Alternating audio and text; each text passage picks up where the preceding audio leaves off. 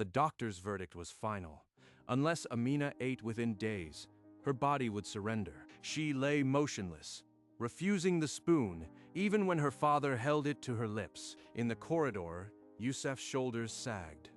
Money could buy everything except his daughter's hunger. Below, in the hotel's glittering restaurant, the wealthy dined, unaware of the tragedy above. Emma overheard snippets through the swinging kitchen door.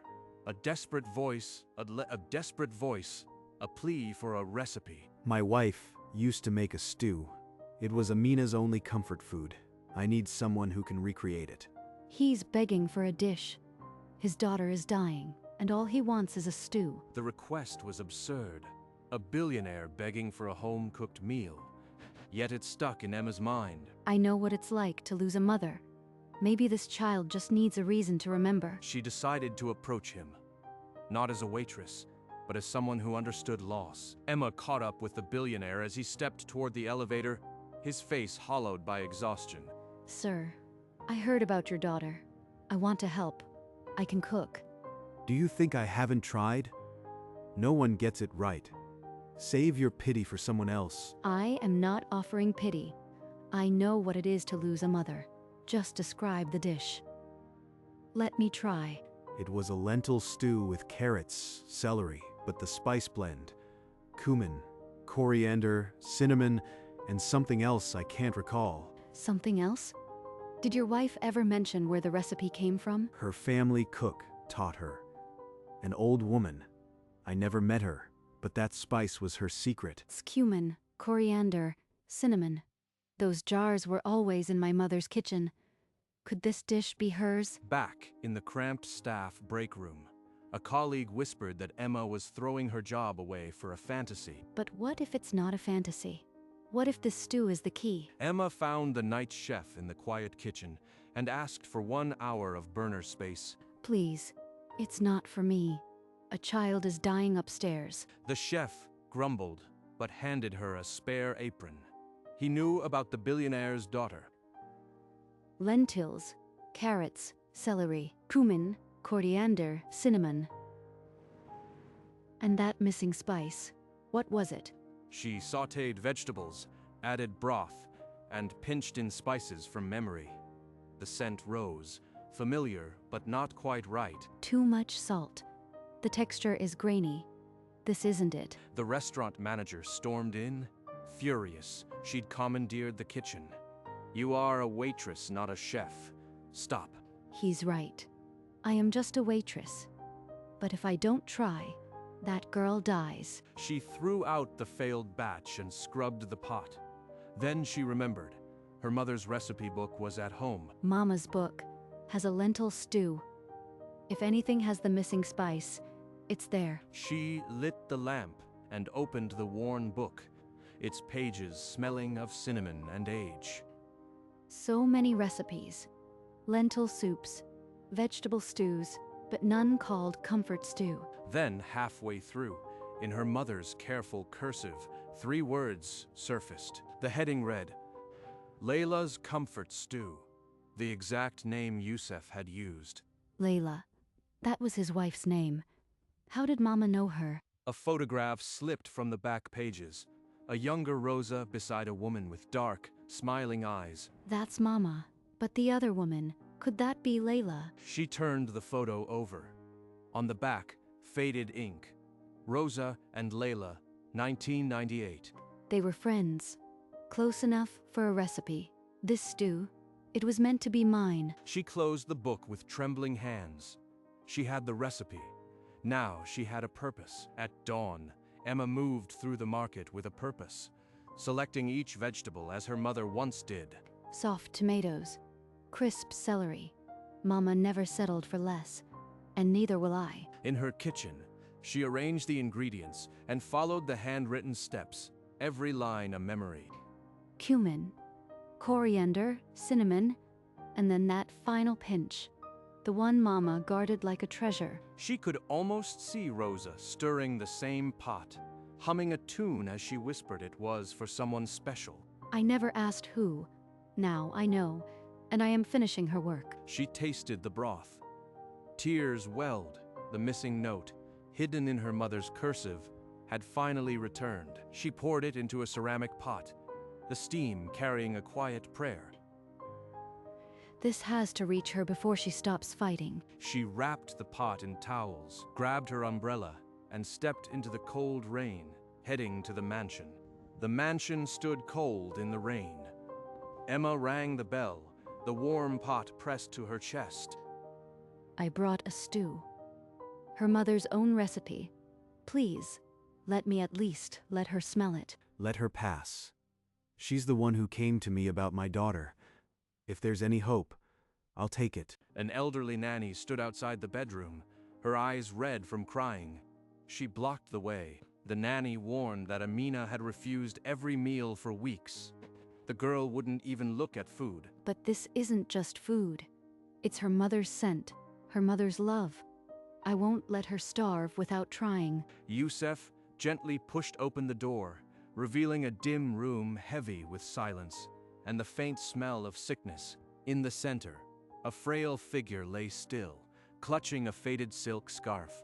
Her eyes were closed, her breathing shallow. Emma lifted the lid, and the scent of cumin and cinnamon filled the room. Amina flinched, turning her face to the wall. Amina, this was your mother's favorite.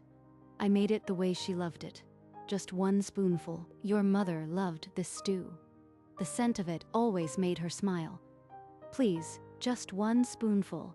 The child's head turned an inch, her nose twitching at the familiar fragrance. It doesn't smell right. Mama's stew didn't smell like this. Not right. After everything, it's still missing something. Just taste it, please.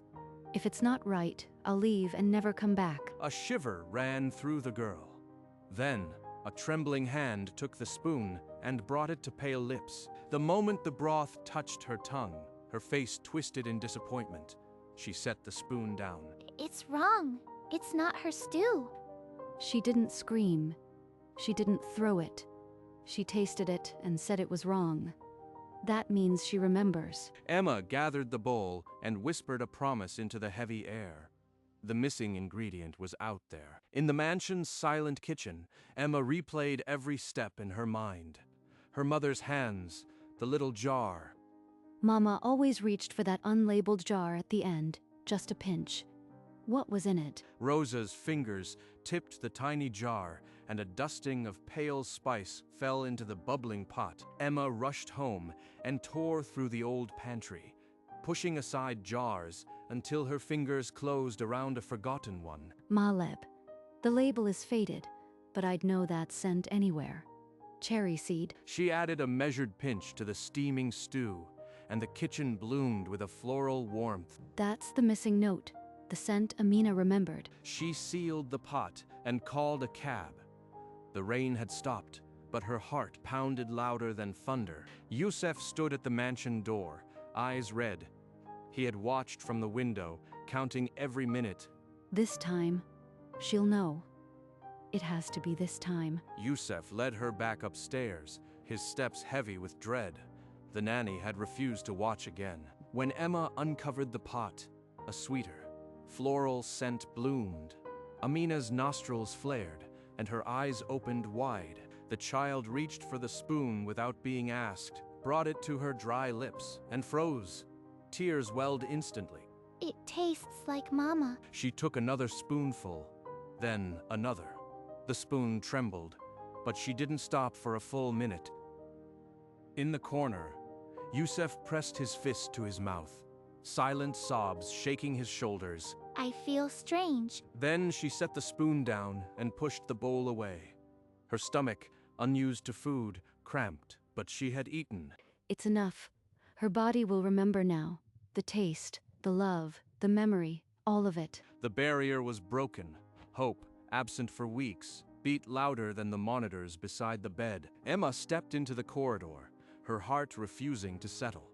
She had to know the truth. I don't know how to repay you. She ate. For the first time in weeks, she ate. The cook who taught her, the old woman. What was her name? Her name was Rosa. She worked for Layla's family when Layla was a child.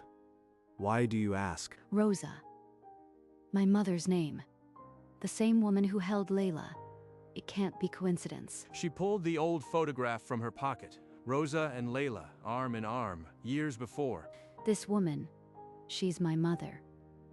Rosa was my mother, the cook, you remember? Yosef staggered back, his hand flying to his mouth. The photo trembled in his grip. Then your mother taught my wife to cook. That stew, it's a circle. Two grieving families, one lost recipe, tied across 20 years by a quiet cook who never stopped loving. Yusef led her through the mansion to a dusty attic room stacked with old boxes. The past lived here. He pulled out a leather album, its pages crackling as he opened it. Photographs spilled memories. After Layla's mother died, Rosa became her world. She wasn't just a cook. She was a second mother. The photograph showed Rosa and a young Layla laughing in a sunlit garden, their bond undeniable. She looks so happy here. Happier than I ever saw her. That stew was their thing. Rosa taught her the recipe, and they'd make it together whenever Layla was sad. Mama never told me. All those years, she kept this family close in her heart. On the shelf, a silver frame held Layla's final photograph. Yusef touched it and fell silent. The room held its breath. Two strangers, bound by a recipe and a shared loss, sat without needing words. I'll cook it again, every day, if I have to. Rosa's stew won't be lost. The next morning, Emma returned to the mansion kitchen and set a fresh pot to simmer. She pulled a small wooden spoon from her bag. Rosa's spoon. She asked Yusef to bring Amina downstairs. The girl needed to be part of the cooking, not just a recipient, wrapped in blankets. Amina was carried to a chair by the stove, her eyes dull for weeks, flickered with the fire's glow. This was Rosa's spoon. She stirred every pot with it. I think she'd want you to use it now. Amina's fingers curled around the handle. Emma gently placed her own hand over them and guided the slow stir. The scent of cumin and maleb rose again. This time, Amina didn't turn away. She breathed it in, her lips parting. Rosa taught your mother this stew when she was your age. It was their secret. Now, it's ours. She loved my mama? More than anything. And your mama loved her back. That love is in every spoonful. Amina kept the spoon in the pot. For the next hour, she stirred, watching the broth thicken, a faint color returning to her cheeks. In Amina's dim bedroom, Emma uncovered the pot one last time. The scent filled every corner, and this time, the girl's eyes were open and waiting. Emma ladled the stew into a simple bowl. Rosa's bowl, chipped at the rim. She set it on the tray and stepped back, her hands trembling. Amina stared at it for a full minute, as if seeing her mother's face in the rising steam. Then she picked up the spoon, her hand steadier than before. Thank you, Rosa. She closed her eyes as the broth touched her tongue. A tear slid down her cheek, and she took another spoonful before she even opened them. She didn't stop. The spoon moved from bowl to mouth, again and again, as if she were drinking in years of lost love. In the corner, Yusef turned toward the window, his shoulders shaking. The sound of his sobbing mingled with the soft clink of the spoon. Emma pressed her hand to her mouth, her own tears falling. She had done it not for reward, but for a child who needed to remember. The bowl was empty. Amina set it down and lay back, her face pale but peaceful for the first time in weeks. She's going to live. You saved my daughter. Over the following days, the mansion transformed. The doctor returned and shook his head in disbelief. Amina's vitals were climbing. Each morning, Emma simmered the stew, and each evening, Amina finished the bowl. Soon, Emma was teaching her Rosa's other recipes. Rosa used to say that every spice held a memory. Cumin was for patience, coriander for laughter. Do you have a picture of her? I want to know her face. Emma hesitated, then unclasped the thin chain from her neck and opened the locket under the lamp. A tiny photograph of Rosa, taken when she was about Emma's age, smiled through the scratched glass. Thank you for letting her save me. She's been saving people all her life. She just needed you to remember. Amina's eyes grew heavy. Soon she slept, the locket pressed to her chest like a promise. Youssef stood in the doorway, watching. He didn't speak, but his eyes said everything. The house, for the first time, felt alive. A week later, in the sunlit living room, Youssef pushed a check across the table. Numbers large enough to erase a lifetime of debt. Take it. Buy a house. Travel. Never work again. Anything you want is yours. I won't take it. Not like this. I only wanted your daughter to live, but I've been fired from the hotel. I don't have a kitchen anymore. If I'm honest, I want to open my own place, a small restaurant where Rose's recipes breathe again, where anyone can taste what I made for Amina. Youssef studied her face, then pulled a pen from his jacket. He turned the check over and wrote a new number. Not a gift. An investment. Rosa's legacy deserves a place in this world. Open your restaurant, Emma. That evening, Emma stood before a tiny shuttered storefront. The lease was unsigned, but she already smelled cinnamon in the air. Rose's Table. That's the name. That's where this story will live. The waitress who had nothing was about to build a home for every lost recipe and every hungry heart. Throughout the autumn, hammering and the scent of fresh paint filled the little storefront. Emma scoured flea markets for mismatched chairs and hung string lights across the ceiling. Amina, now sturdy on her feet, knelt in the backyard and pressed rosemary and mint into the soil.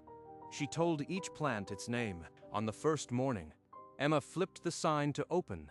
No crowd waited, only a shy November sun and the smell of simmering stew. Youssef entered alone in a simple coat. He chose the table nearest the window and sat without speaking. First customer. This bowl is on the house. He lifted the spoon, tasted, and closed his eyes. When he opened them, they were wet. By noon, a few neighbors drifted in. Soft chatter mixed with the clink of spoons against Rosa's chipped bowls. She would have loved this. A small room, full of hungry hearts. On the wall, Rosa's handwritten recipe hung in a simple frame, the spice stains still visible. Emma looked around the room. Amina wiping a table, Youssef lost in memory, and knew the circle was finally whole. After the last bowl was washed, and the sign flipped to closed, Amina lingered by the stove. Will you teach me the stew? Exactly the way Rosa made it. Of course. Put on an apron. I'll show you from the beginning. Emma pulled out the small wooden spoon and handed it to Amina, positioning her hands just as Rosa had done for her. Amina added the final pinch of malib, her tongue between her teeth in concentration. The steam rose, carrying the scent that had saved her life. It smells like Mama, like then. From now on, it'll smell like you too. From that night, every Wednesday after closing, the kitchen stayed lit for an extra hour. 2 generations, Emma and Amina, standing where Rosa once stood. Rosa's stew will outlive all of us. That's all a recipe really is. Love that refuses to be forgotten. A year to the day, Amina asked to visit her mother's grave. Emma closed the restaurant and drove her through the quiet suburbs. Amina walked to the polished headstone, her fingers tracing the engraved name. She knelt, smoothing the grass with her palm. She uncapped the small jar and set it at the base of the stone, the steam rising like a second offering. Mama, it's me. I brought you the stew. Rosa's daughter taught me. I can make it just like you remember. I am okay now. Every night I eat, and every morning I wake up.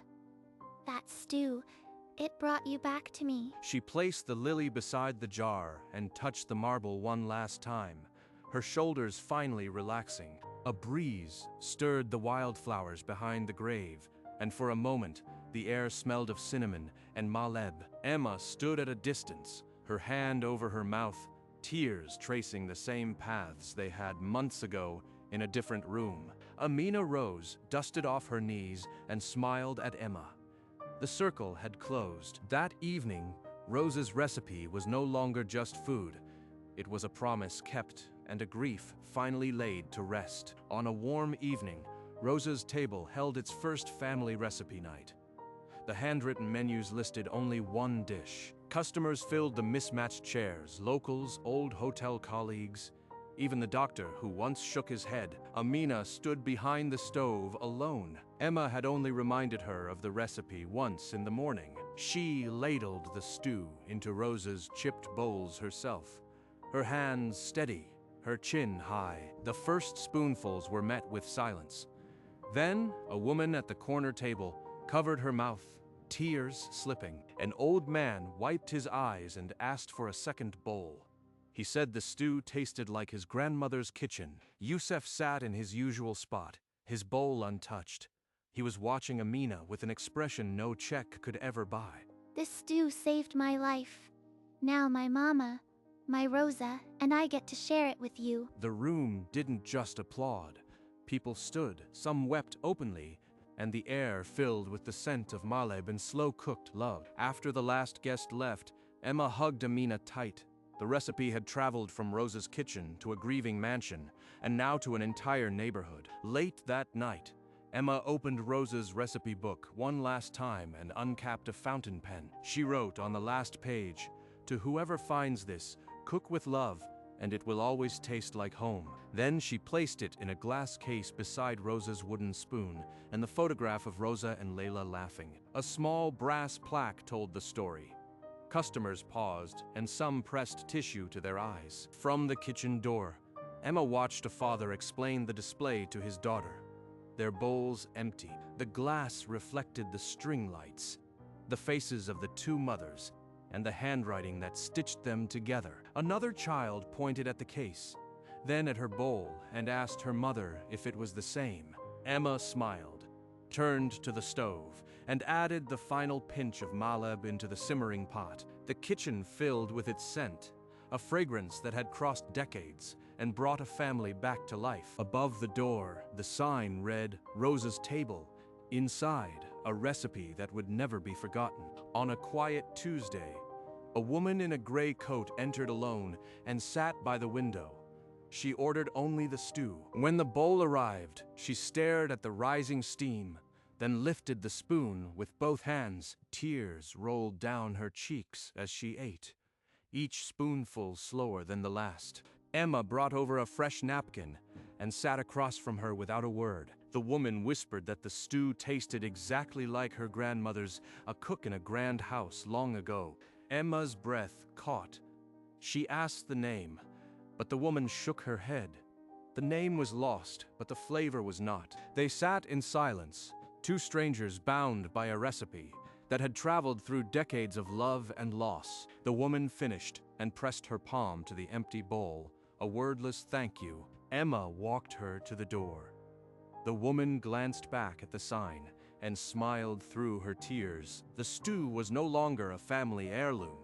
It had become a common language, spoken in bowls across the city. Years later, a teenage Amina worked beside Emma at Rosa's table, her movements as natural as breathing. She's become the cook Rosa always saw in her, a keeper of her flame. On the anniversary of Rosa's passing, they walked to a quiet cemetery, a steaming pot cradled between them. Thank you for the stew, Rosa. It saved me, and now it saves others. Your dish feeds strangers now, Mama. It sits on wedding tables, hospital trays, and kitchen counters. A breeze carried the scent of maleb through the autumn leaves, and for a moment, Rosa felt near. Back at the restaurant, Emma placed the locket, open to show Rosa and Layla, on top of the recipe book. In the background, a pot of stew simmered on the stove, its steam rising like a quiet hymn. The ink on the page, "Cook with love, and it will always taste like home," glowed in the lamplight above the door.